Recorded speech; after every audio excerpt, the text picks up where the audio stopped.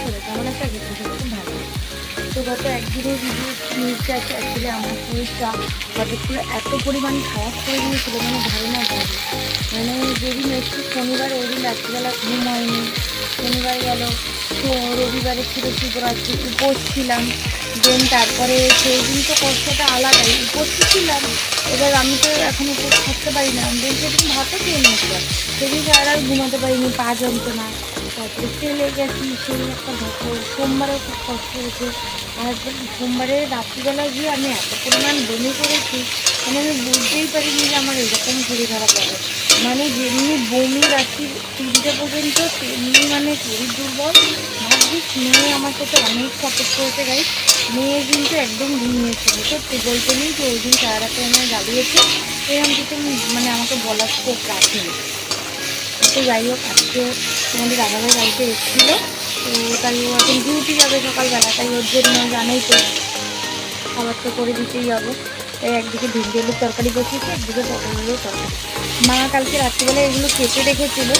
আমি 5:30টার দিকে উঠেছি। আর এখন কী হয়েছে শরীরটা, এই গরমকাল পড়লে না আমার এরকম সারা রাত ঘুম আসবে না, ভোরের দিকে গিয়ে হেভি ঘুম আসে, তারপরে আমার শরীরটা খারাপ। তো যাই হোক, এখন রান্নাবান্না করিনি। ট্যাবলেট ধরে না হাত কেটে যাবে দাদা। ছুরিতে তুলবো।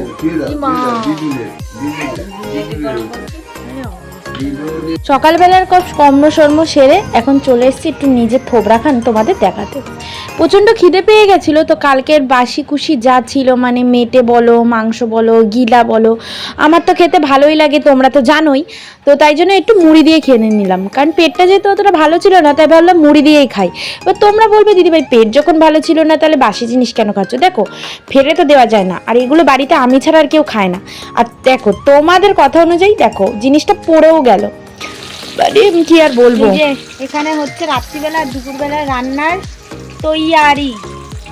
পটল ভাজা, সকালবেলার পাট কমপ্লিট, এবার দুপুরবেলা দেখো দানা পটল, তাই না মা বলো? আমার আর মার হেভি ভালো লাগে দানাওয়ালা পটল খেতে। আর করে ভালো না লাগুক, আমাদের তো ভালোই লাগে। এখানে কিছুটা পটল হয়ে গেছে, আর এই যে এখানে আলু ভাজা হবে, গোল গোল করে কেটে রেখেছে। আর ডাল, ডাল হয়ে গেছে, ডাল বসাবে, আম ডাল হবে, বাবা আম নিয়ে আসবে, তারপরে আম ডাল হবে। আর ওইদিকে আমার মেয়ে ঘুমাচ্ছে, যাই একটু মেয়ের কাছে চল। অনেকদিন পর একটু মন শান্তি করার জিনিস পেয়েছি, টক আম। মা করবে আজকে আম ডাল, তাই আমিও সুযোগের সদ্ব্যবহার নিয়ে মাকে বলে ফেললাম একটু আম আমাকেও কেটে দাও। তো একটু রিয়াকশান দেখো কতটা টক, তোমরা দেখলেই বুঝবে। আর আম যদি একটু টকই না হয়, খেতে কি ভালো লাগে তোমরাই বলো।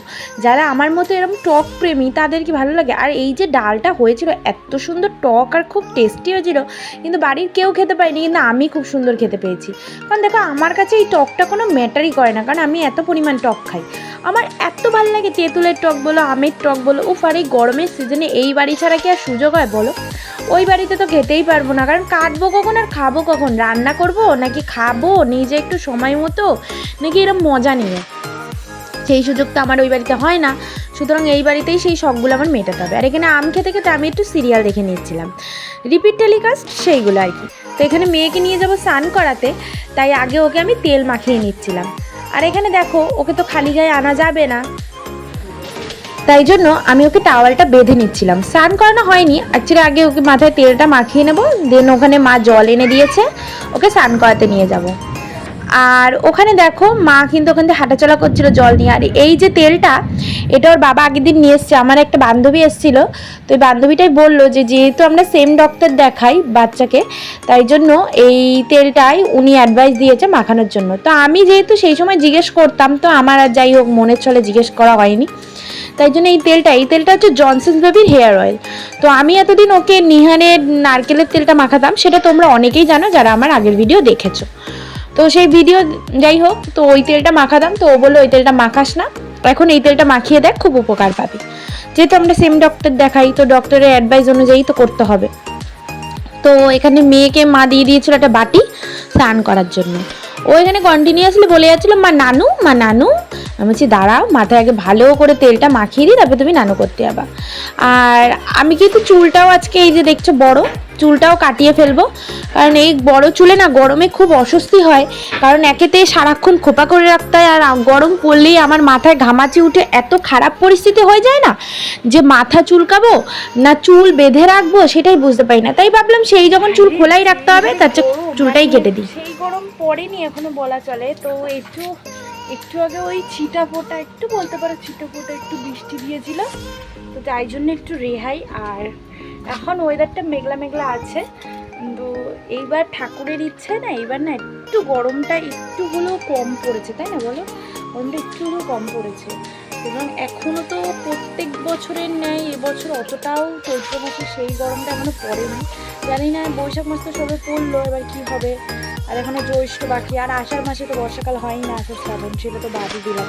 তো দেখা যাক কি হয়, ঠাকুর যদি এবছর গরমটা যদি কাটিয়ে দেয়, জানি না আর কত বছর গরম কাটবে। ফাইনালি মেয়েকে খাইয়ে দাইয়ে আমিও স্নান করে চুল টুল কেটে চলে এসেছি ডাল ভাত খেতে খেতে মনে পড়লো ভিডিওই করা হয়নি, তাই অ্যাট লাস্ট ভিডিও করে নিলাম। আর এখানে মায়ের রিয়াকশানটা দেখো, মানে তোমরা কি করবা, মা না ভিডিও ক্যামেরা অন দেখে মা না কীভাবে খাচ্ছে দেখো, যেন দেখলে মনে হচ্ছে কি উদাসীন, কি ভাবছে। দেখো দেখো রিয়াকশন দেখো, ওই দেখো ওই দেখো ওই দেখো কিরকম লজ্জা পেয়ে গেছে দেখো। আর এলি বাবা রে বাবা, খিলালে আইসক্রিম খায়? কাবু দিয়ে খাও। না না খাও, ওই আইসক্রিমটা খেতে পারিনি। এটা নরম না, এটা তো নরম, ওই জন্য খেতে পারছি, বুঝছো? এবার গলে পড়ে যাবে, খা বাটি করে রাখ, তাড়াতাড়ি খা। খাও, কাবু দিয়ে খাও।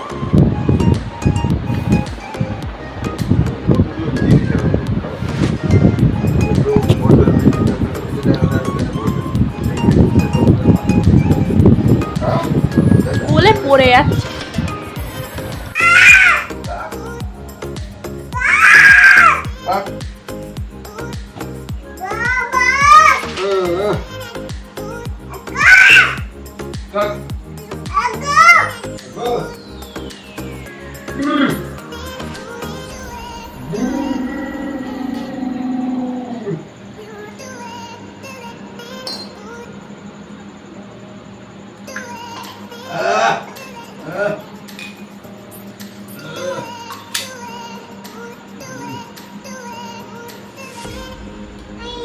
পায়ে পড়বে, ঢাকি লাগে না জানো।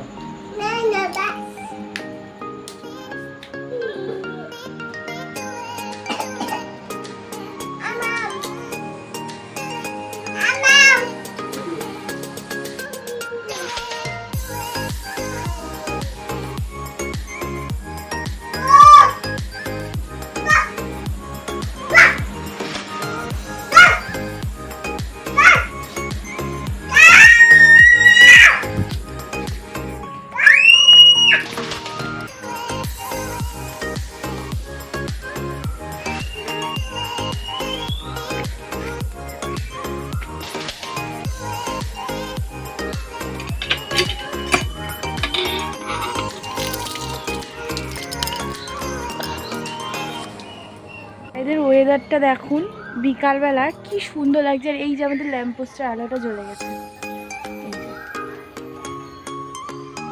এটা আমাদের সামনে করে, এই যে আমাদের রাস্তা, গেটের ভিতর দিয়ে করা, বাইরে এখনো যায়নি গেট।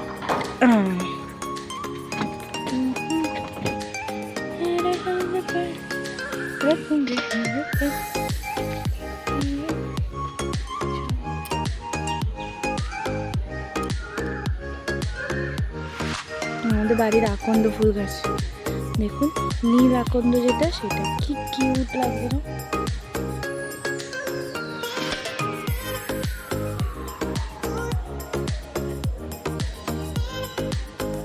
নিম গাছ, আরও কত কি গাছ ছিল, সব গাছে এখন মানে অতীত হয়ে গেছে। আর এই আকন্দটা দেখুন, এটা নর্মাল, দু রকমের আকন্দই আছে দুদিকে। তো একটু পরে রাস্তায় হাঁটবো বিকালের দিকে।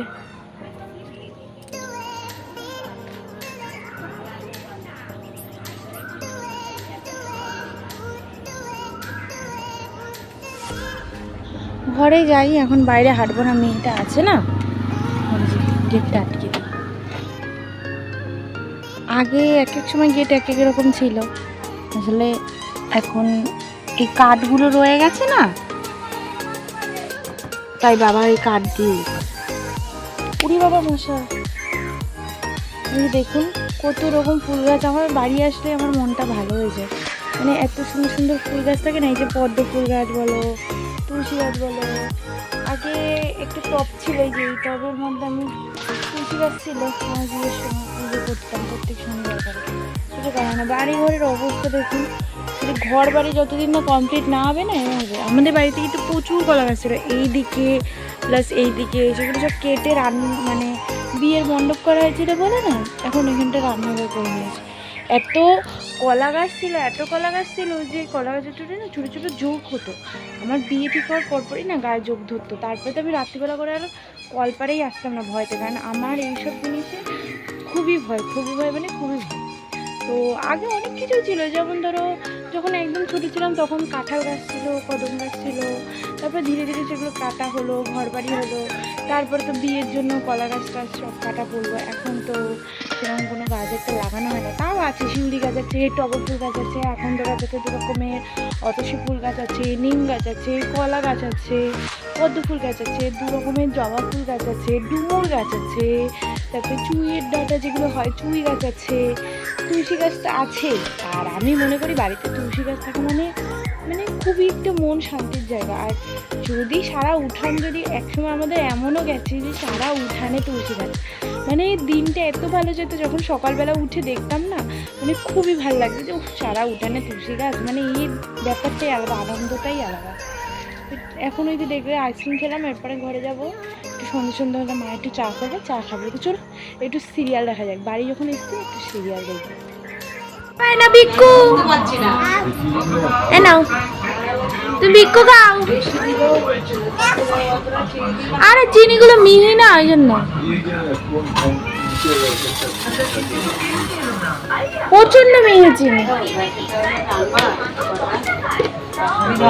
বাড়িতে যখন কাজ করে একটু শান্তিতে মানে একটু চায়ে চুমুক দিতে বসি, তখন সেই শান্তিটা আলাদা। কিন্তু এই বাড়িতে এসে যখন সারাদিন রিল্যাক্সে থাকার পর চাটা খাই না, সেটাই কিন্তু অতটা তৃপ্তি বা অতটা শান্তি হয় না যেটা ওখানে হয়।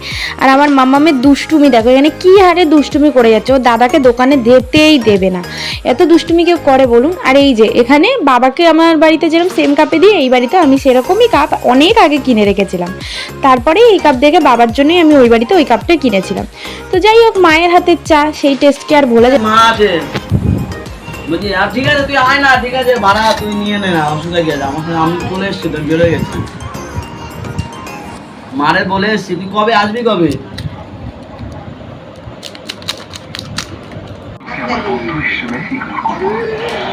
মাম্মা এ না রসগোল্লা নিয়ে তারপর আসো, নিয়ে আসো, নইলে তুই উঠতে দেবো না। শিখে যা।